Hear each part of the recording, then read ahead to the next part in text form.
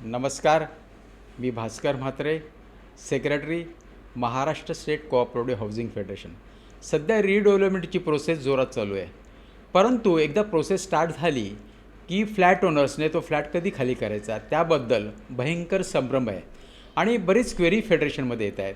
आणि तो संभ्रम दूर करण्यासाठी आज आपण ॲडव्होकेट श्री प्रसाद परब सरांना इथे आमंत्रित केलेलं आहे. धन्यवाद म्हात्रे सर. आज आपण पाहणार आहोत रिडेव्हलपमेंट प्रोसेसमध्ये आपण आपले फ्लॅट्स रादर सोसायटीनी आपली प्रॉपर्टी डेव्हलपरला हँडओव्हर कधी करावी. रिडेव्हलपमेंट म्हणजे conversion of your old deteriorated property into modernised किंवा सेफर म्हणा किंवा मोर व्हॅल्युएबल प्रॉपर्टी जे आपण आपल्या फ्युचर जनरेशन्सला प्रदान करणार आहोत. आणि मग अशा स्थितीमध्ये मेन क्रुशल पार्ट जो असतो तो म्हणजे हँडओव्हरचा, की आपल्या सोसायटीनी डेव्हलपरला कधी हँडओव्हर करावी.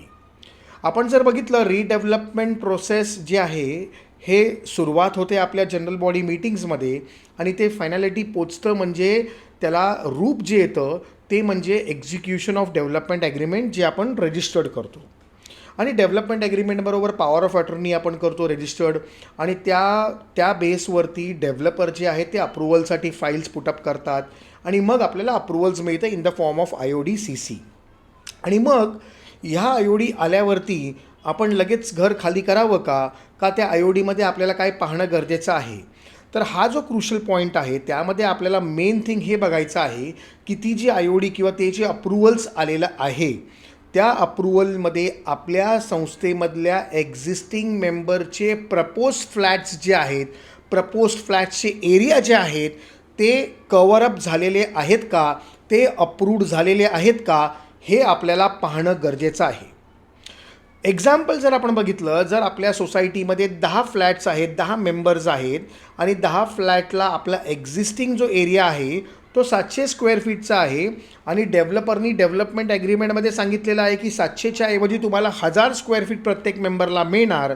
म्हणजेच 10 मेंबर गुणिले 1000 square feet equal to 10,000 square feet. 10,000 square feet carpet area असं डेव्हलपमेंट ॲग्रीमेंटमध्ये जर म्हटलेलं असेल तर अप्रुव्हल्स जे आहेत ते बेअर मिनिमम 10,000 स्क्वेअर फीटचे जेव्हा येतील त्याच वेळेला खाली करणं हे अपेक्षित आहे.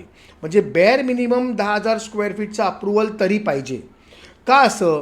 कारण जर फ्लॅटचं अप्रुव्हल आपल्या फ्लॅटचं फ्युचर अप्रुव्हल प्रपोज फ्लॅट एरियाचं अप्रुव्हल आलेलं नसेल तर खाली करून फ्लॅट देणं म्हणजे एक रिस्की अफेअर आहे.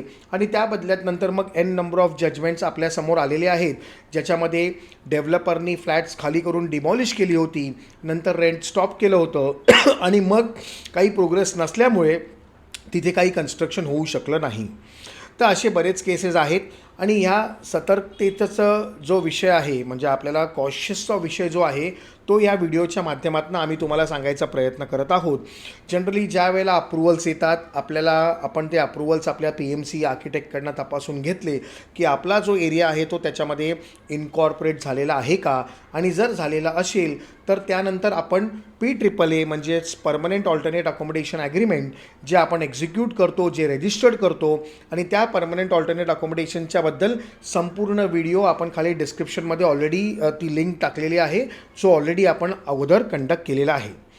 त्याचप्रमाणे आपल्याला आता हे बघायचं आहे की ज्या वेळेला हे अप्रुव्हल्स येतात आणि ज्या वेळेला आपला प्रपोज्ड एरिया आलेला असेल तर मग आपल्याला प्रोसेस काय करायची आहे.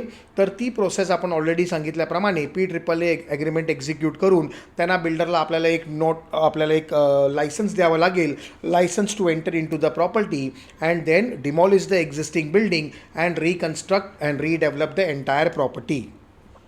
ह्या पद्धतीने रिडेव्हलपमेंट प्रोसेस जी आहे ते वेकेशन संदर्भातलं चालतं. आणि त्याच धर्तीवरती आपण परत एकदा असंच म्हणूया की रिडेव्हलपमेंट म्हणजे not only creation of the new homes but it is a reconstruction of your own future.